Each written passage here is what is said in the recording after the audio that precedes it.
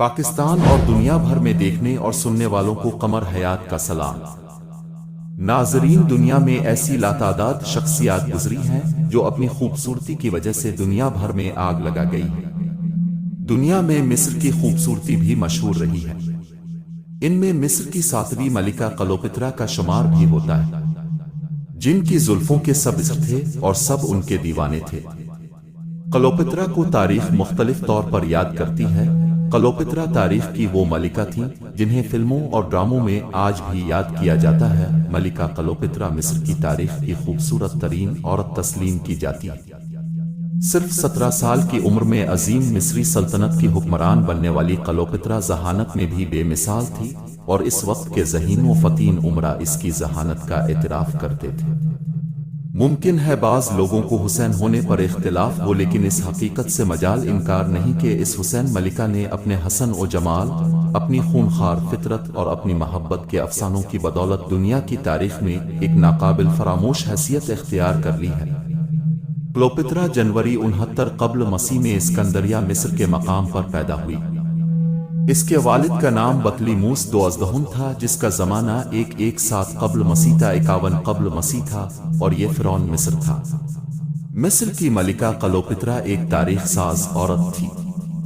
دراصل 48 قبل مسیح میں اس نے خود سے عمر میں 30 سال بڑے جولیس سیزر کو اپنے دام میں گرفتار کیا اور اس کے بچے کی ماں بنی۔ بعد میں اس نے مارک انتونی کے ساتھ پینگے بڑھا لے، تاہم اس معاشقے کا انجام اچھا نہیں ہوا، اور جب انتونی کو جنگ میں شکست ہوئی تو اس نے اور کلوپترا دونوں نے اپنی زندگیوں کا خاتمہ کر ڈالا۔ کلوپترا مصر کی وہ شہرا آفاق فرعون ملکہ تھی کہ جس کے ہوش ربا حسن نے سلطنت روم کے نامور جرنیلوں کو خاک و خون میں رنگ کر عظیم الشان سلطنتوں کو ہمیشہ کے لیے صفحات ہستی سے مٹا دیا۔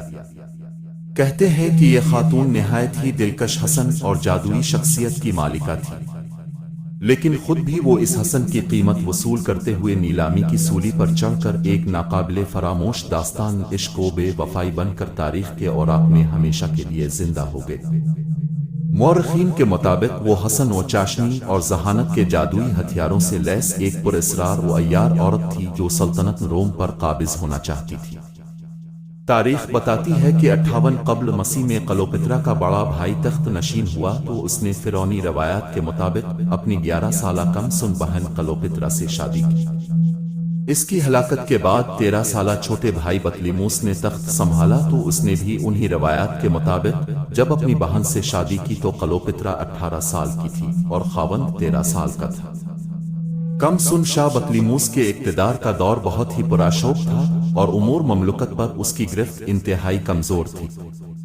آخر کار کلوپترا اور اس کے بعض درباریوں کی سازشوں کے نتیجے میں شاہ بطلیموس کی ہلاکت کے بعد کلوپترا نے تخت و تاج سنبھال کر خدائی کے دعویدار فرعونوں کی روایات کے مطابق خود کو دیوی کہلوانا شروع کر دیا۔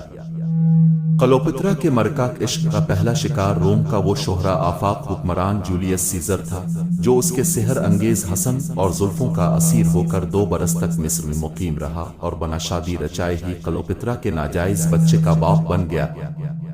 اپنے سب سے بڑے حریف جنرل پامپے کو شکست دینے کے بعد جولیس سیزر نے تخت روم سنبھالا تو کلوپترا اس کی قربت اور دیگر پراسرار عزائم کے لیے روم میں ہی مقیم ہو گئی اور یوں عملی طور مصر سلطنت روم کا ایک صوبہ بن کر رہ گیا۔ اپنے بے وفا دوست بروٹس اور رومی سینیٹروں کے ہاتھوں جولیس سیزر کا قتل ہوا تو کلوپترا اس کے منہ بولے بیٹے اور نائب جنرل انتونی سے تعلقات بنا کر اس کے 3 بچوں کی ماں بن گئی۔ مارک انتونی شاہ آگسٹس کا بہنوئی بھی تھا، لہذا کلوپترا اور انتونی کا یہی تعلق دونوں کے درمیان جنگ و جدل کے سلسلے کا ایک سبب بنا۔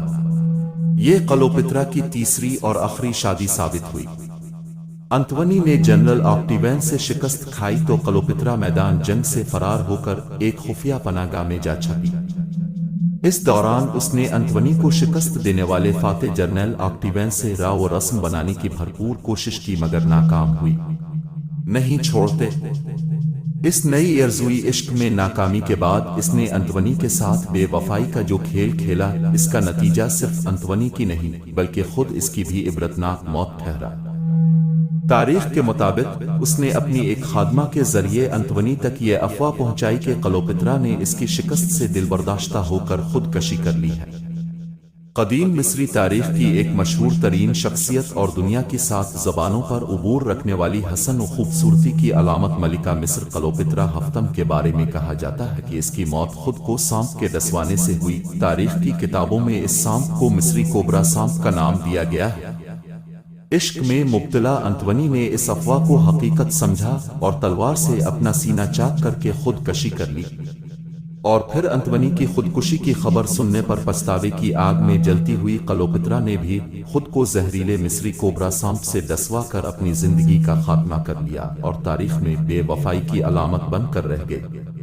یہ 30 قبل مسیح کا واقعہ ہے۔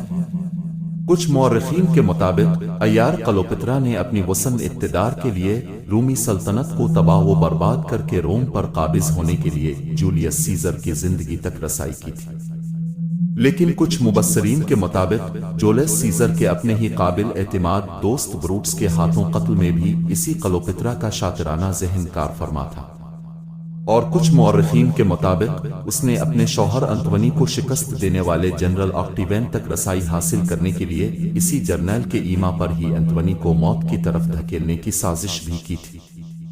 لیکن اسی محاورے کی مصداق ٹھہری، نہ خدا ہی ملا نہ وصال صنم، نہ ہی ادھر کے رہے نہ ادھر کے، یعنی کلوپترا آکٹیوین کو تو پا نہ سکی اور انتونی کو بھی کھو بیٹھی اور اسی غم میں خودکشی بھی کر بیٹھی۔ کلوپترا تاریخ میں عجیب و غریب اور سحر انگیز شخصیت کی مالکہ اور ہوس کی پجاری کے طور پر جانی جاتی ہے، جو مختلف مردوں کے پیچھے پیچھے گھومتی نظر آتی ہے، لیکن میرا خیال ہے کہ اس کو اقتدار کی پجرن کہنا زیادہ مناسب ہوگا، کیونکہ اس نے جتنے بھی مردوں سے تعلقات بنانے کی کوشش کی وہ تمام صاحب اقتدار لوگ تھے، کوئی عام لوگ نہیں تھے۔ ویڈیو اچھی لگے تو لائک، شیئر اور سبسکرائب کرنا مت بھول۔ بہت شکریہ۔